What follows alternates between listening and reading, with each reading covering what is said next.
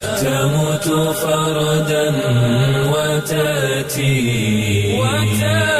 يوم القيامة فردا.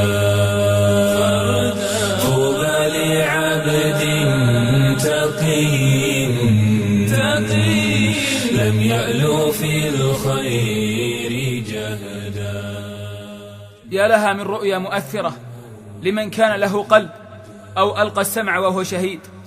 يحدثني أخي وصديقي وحبيبي في الله الشيخ وليد الصالح يقول: في يوم من الأيام اتصلت علي أحد الأخوات وكانت خائفة جدا ومتأثرة، فقلت لها: ما الخبر يا أختي؟ فقالت: أريدك أن تفسر لي رؤيا. فقلت: تفضلي. فقالت: رأيت فيما يرى النائم أنني كنت مع أخي في السيارة، وبينما نحن على الطريق فجأة انقلبت بنا السيارة، ثم شعرت بعد ذلك أنني قد دخلت في قبري، فجاءني ملك من الملائكة وكنت أنا لا أراه، فضربني ضربة فصارت النار تخرج من فمي ومن فرجي، وكان يصرخ علي ويقول: ذوقي عذاب الزناه. وكنت أبكي وأصرخ من الألم وأقول: لا إله إلا الله. وكان يرد علي ويقول: ما ينفعك الآن، ما ينفعك. وأنا أصرخ وأبكي من شدة العذاب. ثم التفت فرأيت أحد الأشخاص كنت لا أعرفه، وكان نحيفا هزيلا، فقلت له: أرجوك أنقذني وساعدني. فقال لي: لا أستطيع مساعدتك، وما زلت على هذا الحال وعلى هذا العذاب وعلى هذا الصراخ حتى استيقظت من نومي وأنا خائفة فزعة من هذه الرؤيا العجيبة المخيفة. أقلقتني والله، وأتعبتني وأشغلتني وأزعجتني. فما هو تفسيرها يا شيخ؟ ما هو تفسيرها؟ أرحني. فقال لها: لا حول ولا قوة إلا بالله العلي العظيم. يا أختي، الرؤيا إما أن تكون بشارة للعبد في هذه الدنيا يستأنس بها ويستبشر، وإما أن تكون نذارة وإنذار للعبد في هذه الدنيا لينتبه ويحذر ويحاسب نفسه ويراجع علاقته مع الله تعالى. يا أختي، الرؤيا تدل على ذنب عظيم وكبيرة من كبائر الذنوب، فقولي لي ما شأنك وما أمرك، اصدقيني يا أخيه. فقالت: أنا لا أصلي، بل والعياذ بالله أقع في الزنا مع أني متزوجة وعندي أولاد.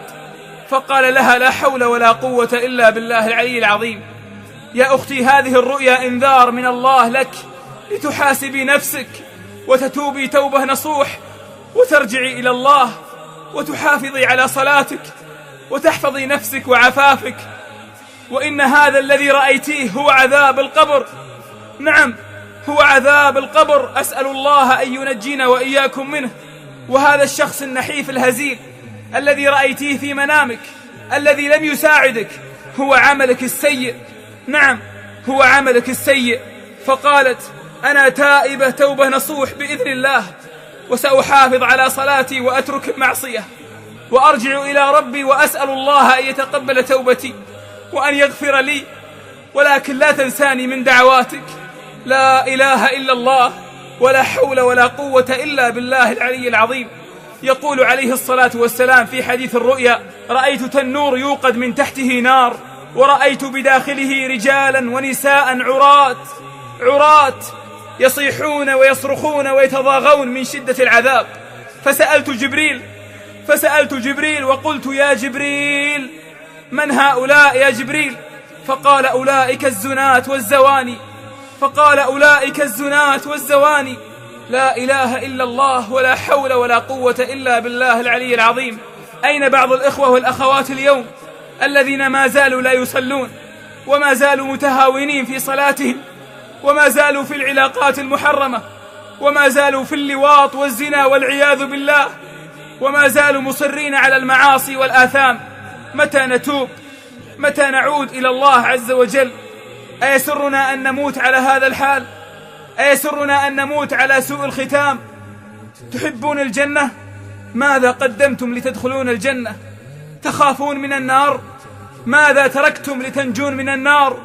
الله الله أحبتي أن نتوب وأن نعود إلى الله، فإن الدنيا فانية وكل من عليها فان، ويبقى وجه ربك ذو الجلال والإكرام. ولا ندري والله أحبتي متى نرحل، ولا ندري والله أحبتي متى نودع هذه الحياة.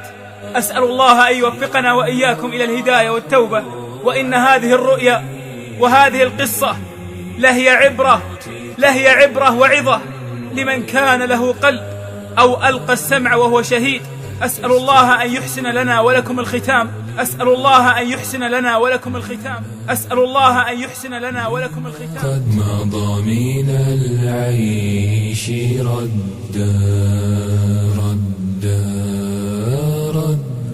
الغي أوضاح من أن يراه ذو العقل رشدا. الغي أوضاح من أن يراه ذو العقل رشدا.